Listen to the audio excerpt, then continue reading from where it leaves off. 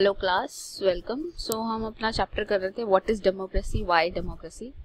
सो इसमें हमने सबसे पहले फाइंड आउट किया कि डेमोक्रेसी होता क्या है। ठीक है, डेमोक्रेसी के फीचर क्या क्या होते हैं। ठीक, अब जो नेक्स्ट टॉपिक हमें करना है वो कर रहा है व्हाई डेमोक्रेसी। डेमोक्रेसी चाहिए क्यों है, ऐसा क्या है डेमोक्रेसी में कि वो एक फॉर्म ऑफ गवर्नमेंट है जो कि हमें चाहिए, कि जो मोस्ट क्या बोलेंगे कि दुनिया में पसंद की जाने वाली फॉर्म ऑफ गवर्नमेंट है, वो है democracy. An argument broke out in Madam Lingdorf class. She had finished teaching the previous section on what is democracy and asked the student if they thought democracy was the best form of government. Everyone had something to say. अब जो ma'am है, इन्होंने अभी chapter खत्म किया है democracy पे, और उन्होंने बच्चों से पूछना स्टार्ट किया कि क्या उन्हें लगता है कि democracy best form of government है या नहीं है। मतलब अब वो फाइंड आउट करेंगे कि क्या डेमोक्रेसी की क्या क्या तो फायदे हैं और डेमोक्रेसी के क्या क्या नुकसान हैं। ठीक है, तो देखो यहाँ पे डिबेटिंग मेरिट्स ऑफ डेमोक्रेसी। अब सबसे पहले डिबेट चालू हो गई है कि क्या क्या उसमें डेमोक्रेसी में अच्छा है और डेमोक्रेसी में क्या क्या बुरा है। आपको सुनने में लग रहा होगा कि डेमोक्रेसी में भी कुछ बुरा हो सकता है, तो डेमोक्रेसी में भी कुछ चीज़ें हैं जो कि मतलब ज़्यादा पसंद नहीं की जाती हैं। ठीक है, जो उसकी डीमेरिट हैं। ठीक है, सो ओके, योलैंडा बोलती है we live in a democratic country all over the world people want democracy countries that were not democratic earlier are becoming democratic now. All great people have said nice thing about democracy. Isn't it obvious that democracy is the best? Do we need to debate this? Yolanda बोलती हैं कि पूरी दुनिया में हर जगह अब democracy आ रही है। देश में जो भी बेस्ट नेता होते हैं, जो भी ग्रेट पीपल होते हैं, वो लोग डेमोक्रेसी के बारे में ही बोलते हैं और चाहते हैं कि डेमोक्रेसी ही आए। तो इस पर डिबेट करने की कोई ज़रूरत है ही नहीं, डेमोक्रेसी ही बेस्ट होती है। फिर टांग किनी बोलती है but लिडोंग ma'am said we should not accept something just because it is famous, just because everyone else accepts it. Isn't it possible that everyone is following the wrong path? तो जो दूसरा बच्चा है तांकिनी, वो बोल रही है कि कोई भी चीज़ को सिर्फ हमें इसलिए फॉलो नहीं करना चाहिए क्योंकि वो फेमस है, क्योंकि हो सकता है कि सब लोग जो कर रहे हो वो गलत हो। क्या हो सकता है कि सब लोग जो चीज़ फॉलो कर रहे हो वो चीज़ गलत हो, तो हमें सिर्फ एक ही पैटर्न पे नहीं जाना चाहिए। ठीक है, तो जेनी बोलती है yes it actually is a wrong path. What has democracy brought to our country? 7 decades of democracy and there is so much poverty in the country. जो जेनी है वो कहती है कि डेमोक्रेसी ने आखिरकार अच्छा किया ही क्या है, डेमोक्रेसी है ही बुरी। क्यों? क्योंकि 7 दशक हो चुके हैं, मतलब 70 साल हो चुके हैं डेमोक्रेसी को, 7 decades हो चुकी है डेमोक्रेसी को आए हुए, लेकिन फिर भी इस देश में बहुत सारी क्या है, पॉवर्टी है, बहुत ज़्यादा पॉवर्टी है। रिब्यांग what has democracy got to do with it? Do we have poverty because we are democratic or do we have poverty despite being a democracy? तो जो रिब्यांग है वो बोल रहे हैं कि इसका पॉवर्टी का और डेमोक्रेसी का क्या कनेक्शन है आपस में, इन दोनों का तो कोई कनेक्शन ही नहीं है। अगर है तो क्या हम पुअर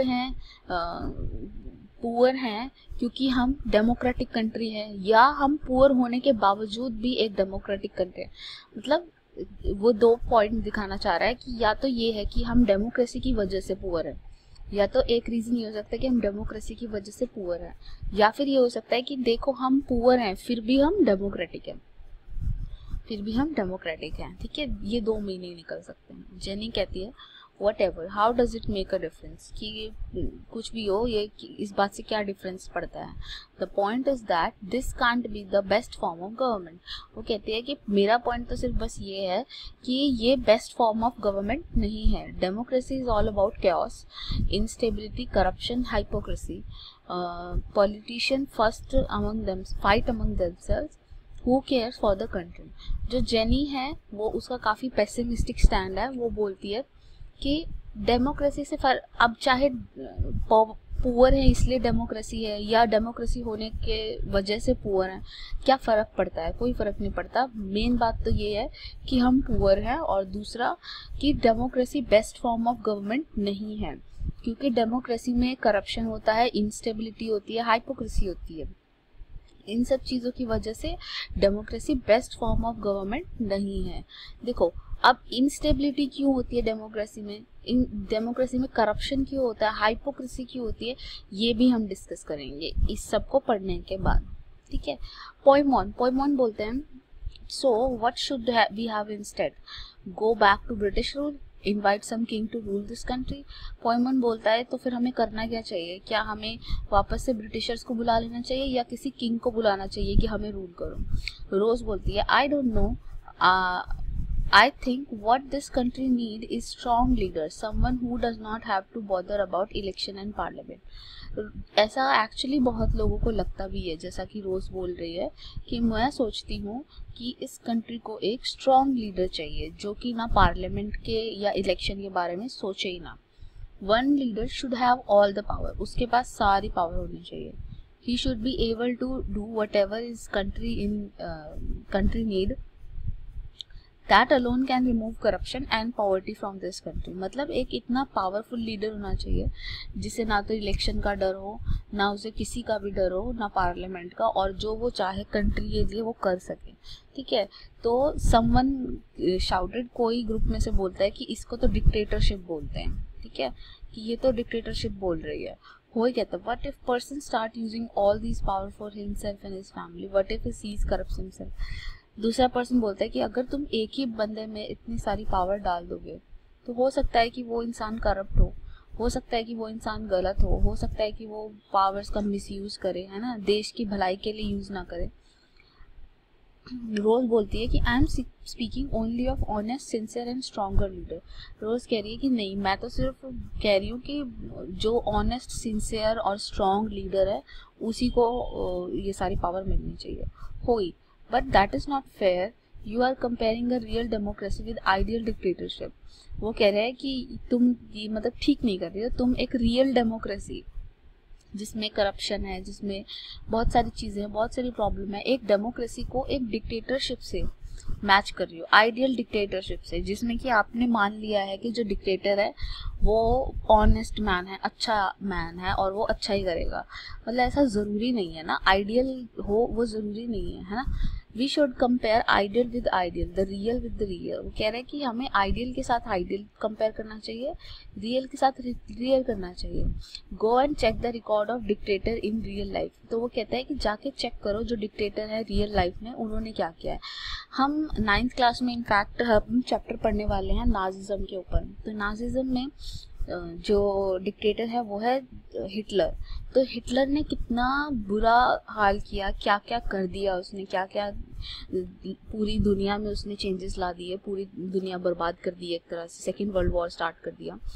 तो देख सकते हैं हम कि रियल लाइफ में डिक्टेटर्स अच्छे हों ये ज़रूरी नहीं है। और अभी भी जो वो जो नॉर्थ कोरिया का जो किम जोंग उन जो है वो भी तो डिक्टेटर है, तो वो भी कोई, उसको कोई हम अच्छा तो नहीं मानते कि वो अच्छा है ना। तो रियल चीज़ें चेक करते हैं। अब जो भी हमने पढ़ा वो तो हमने एक डिबेट पढ़ी है काइंड ऑफ, है ना। अब हम रियलिटी में समझेंगे कि डेमोक्रेसी अच्छी क्यों है और डेमोक्रेसी बुरी क्यों है। डेमोक्रेसी में क्या तो अच्छाइयाँ हैं, मेरिट्स हैं, और क्या डेमोक्रेसी में खामियां हैं, डीमेरिट्स हैं, ठीक है। तो आर्ग्यूमेंट अगेंस्ट डेमोक्रेसी, फर्स्ट हम पढ़ रहे हैं आर्ग्यूमेंट अगेंस्ट डेमोक्रेसी। डेमोक्रेसी के अगेंस्ट जो आर्ग्यूमेंट्स है सबसे पहले वो पढ़ रहे हैं। This conversation has most of this argument that we routinely hear against democracy. देखो, डेमोक्रेसी के अगेंस्ट सबसे पहला आर्ग्यूमेंट है first, leader keep changing in a democracy, this lead to instability. देखो, ये यहाँ पे इंस्टेबिलिटी वाला फैक्टर आ गया कि डेमोक्रेसी इंस्टेबल क्यों होती है, क्योंकि डेमोक्रेसी में बार बार इलेक्शन होते हैं, बार बार इलेक्शन होते हैं तो बार बार रिप्रेजेंटेटिव चेंज होते हैं, बार बार रिप्रेजेंटेटिव चेंज होते हैं तो बार बार लीडर भी चेंज होते हैं, है ना। तो इसलिए थोड़ी सी इंस्टेबिलिटी आने की संभावना रहती है। दोबारा समझ लो, इंस्टेबिलिटी का मतलब क्या है, जो इलेक्शन होते हैं वो बार बार होंगे। एक डेमोक्रेसी में इलेक्शन बार बार होने ज़रूरी है। अगर इलेक्शन बार बार होंगे तो जो रिप्रेजेंटेटिव हैं वो भी चुने जाएंगे बार बार अलग, है ना। अब अगर जो रिप्रेजेंटेटिव है वो अलग चुने जाएंगे तो वो अपने लीडर भी किसी और को चुनेंगे, है ना। तो लीडर चेंज होते रहते हैं, लीडर्स जो है चेंज होते रहते हैं, क्योंकि लोग अपनी प्रेफरेंसेस बदलते रहते हैं। आज उन्होंने किसी को वोट किया, 5 साल बाद किसी और को वोट कर देंगे, तो इसकी वजह से क्या होगा, जो लीडर्स है वो चेंज हो जाएंगे, है ना। और जब लीडर चेंज हो जाएंगे तो इंस्टेबिलिटी आ जाएगी। क्यों आ जाएगी इंस्टेबिलिटी? क्योंकि जो पहले वाला लीडर था वो तो अपने अकॉर्डिंग काम कर रहा था, अब जो दूसरे वाला लीडर है वो अपने अकॉर्डिंग काम करेगा। पहले वाला कोई सड़क बनवा रहा था, अब वाला सड़क नहीं बनवा रहा, अभी उसे कुछ और बनवाना है, उसे कुएं बनवाने हैं या कुछ और बनवाना है। तो इस तरह से इंस्टेबिलिटी आ जाती है, ठीक है। दूसरा, democracy is all about political competition and power play, there is no scope for morality. जो डेमोक्रेसी है वो हमेशा इलेक्शंस के बारे में ही बन के रह जाती है, जिसमें कि बस इलेक्शन जीतना ही मेन पर्पस हो जाता है, जहाँ पे फिर सारे लोग साम दाम दंड भेद सब कुछ अपना लेते हैं, बिल्कुल नहीं देखते कि ये मोरालिटी के अगेंस्ट है। लोगों को मरवाना होता है तो लोगों को मरवा भी देते हैं, किडनैप भी करवा देते हैं, पॉलिटिक्स के चक्कर में बहुत सारे क्राइम होते हैं। तो डेमोक्रेसी में सारी जो भी पावर लगाता है इंसान वो इलेक्शन जीतने में लगा देता है। अब चाहे वो पैसे दे के इलेक्शन जीतने की कोशिश करे या लोगों को डरा धमका के जीतने की कोशिश करे, तो इस तरह से मोरालिटी का स्कोप ही खत्म हो जाता है, उसके अंदर से मोरालिटी ही उड़ जाती है। So many people have to be consulted in a democracy that lead to delay. Democracy का मतलब ही होता है रूल ऑफ पीपल। तो जहाँ पे जितने ज़्यादा लोग उतने ज़्यादा लोगों से कंसल्टेशन करनी पड़ेगी, है ना। सब लोगों से कंसल्टेशन करनी पड़ेगी किसी भी पॉलिसी के बारे में। अब इतने सारे लोगों से कंसल्टेशन करने में टाइम भी बहुत जाएगा, और टाइम जाएगा तो इसलिए देर होगी कोई भी डिसीजन लेने में। इसलिए इंडिया में हम ये भी बोलते हैं कि एक डिसीजन लेने में हमें बहुत सालों साल लग जाते हैं। क्यों? क्योंकि हम उसे बहुत ज़्यादा डिस्कस करते हैं कि हर ग्रुप उसे डिस्कस करेगा, बिजनेस वाले अलग से, फार्मर अलग से, डॉक्टर अलग से, है ना, प्रोफेशनल सारे अलग से। पहले उसे लोकसभा में डिबेट करेंगे, फिर उसे राज्यसभा में डिबेट करेंगे, फिर किसी को अगर वो पसंद नहीं आया तो उसे जुडिशरी में लेके जाएगा। मतलब डेमोक्रेसी में डिसीजन लेने में थोड़ी देर लगती है। क्यों? क्योंकि जो डिसीजन है वो हर किसी से पूछ के लेना पड़ता है, हर किसी से पूछ के लेना पड़ता है।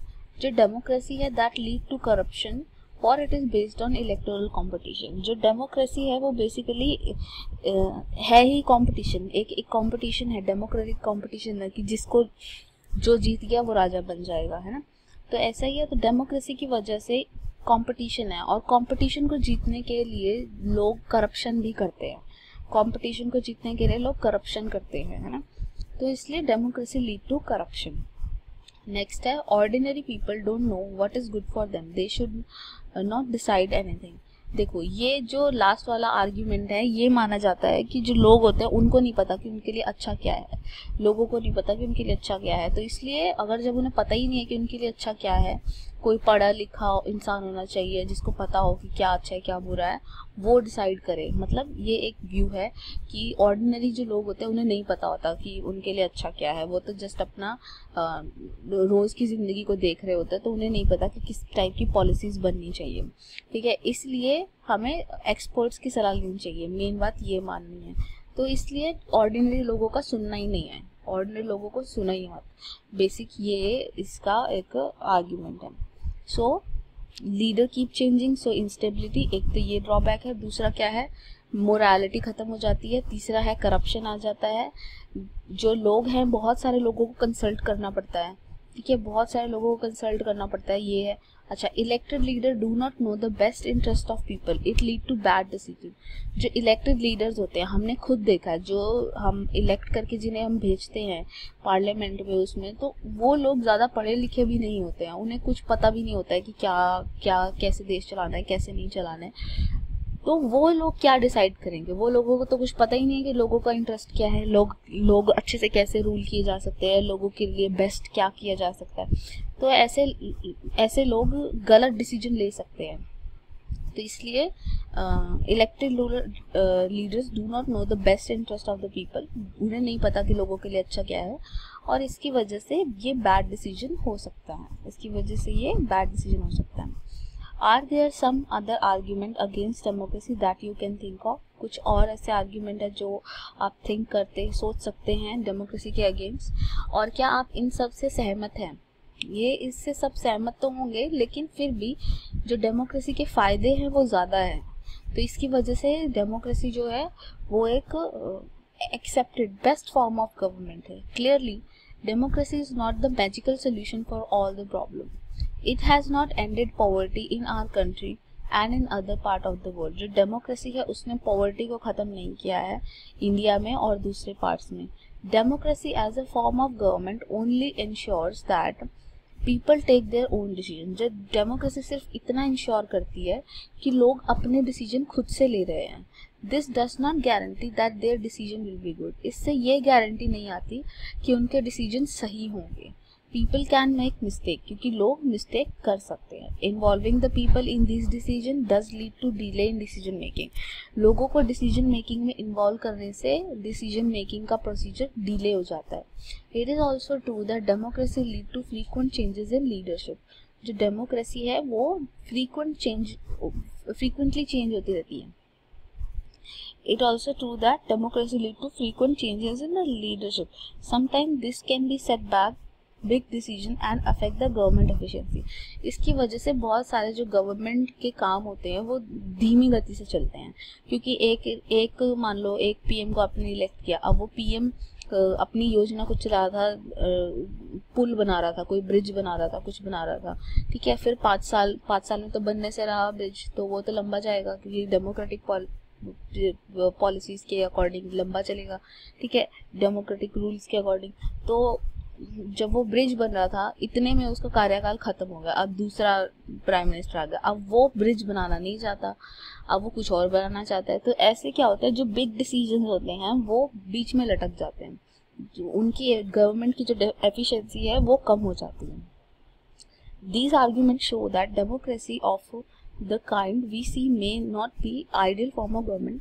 जो डेमोक्रेसी है वो आइडियल फॉर्म ऑफ गवर्नमेंट नहीं है, ये तो चलो हम कह ही सकते हैं, but that is not a question we face in real life. The real question we face in real life, क्या डेमोक्रेसी बेटर है दूसरी गवर्नमेंट से?